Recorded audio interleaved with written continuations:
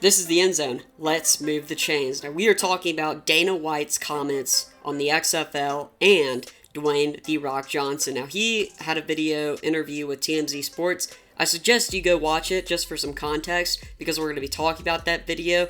It was very eye-opening in the way that Dana White looks at things and the way that he attacks his business ventures. So he is the mastermind behind UFC. If you watch UFC fighting, I watch it. It's very exciting. He is a guy, to me, who takes advantage of things in bad times. We had COVID come in. A lot of sports were hurting. He was the guy who said, okay, we're going to do Fight Island. We're going to do a lot of things. He took advantage of the situation. A lot of people can kind of just fold in these bad situations. Dana White's not that type of guy. He's going to attack it and do the best thing that he could possibly do.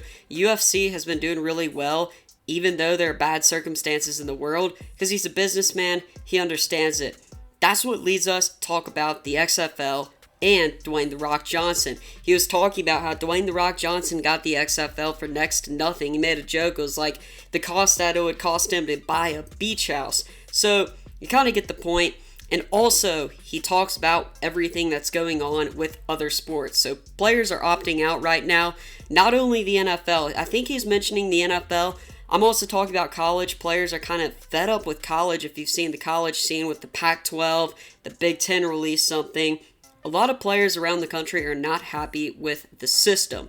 Dana White said that he is going to call Dwayne "The Rock" Johnson and tell him what to do. Now, he said that The Rock is very understanding and he's very open. Not a lot of people are open when they get that big in the world, but The Rock is open to Dana White's suggestions.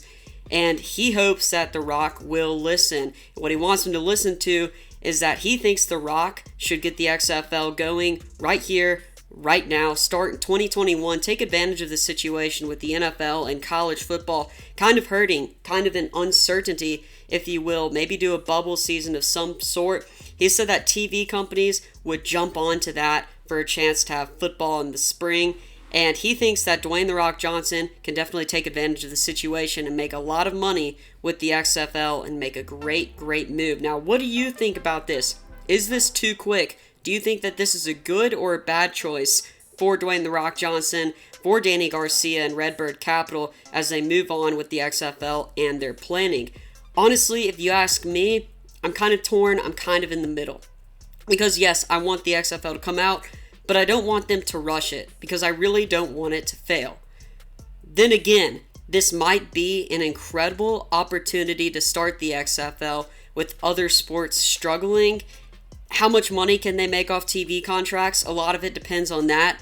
Do I think that the XFL will try for 2021? I actually do.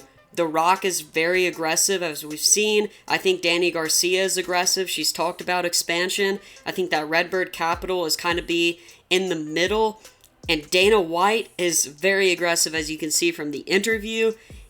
I think that it's very possible we will see a 2021 XFL season. And I hope that Dana White is going to give him good advice because Dana White is a mastermind when it comes to sports. He's built a brand. He's built a business. He knows what he's doing. I'd love to know your thoughts down below. Thanks for watching the EndZone. Make sure to like, subscribe, and comment so we can move the chains.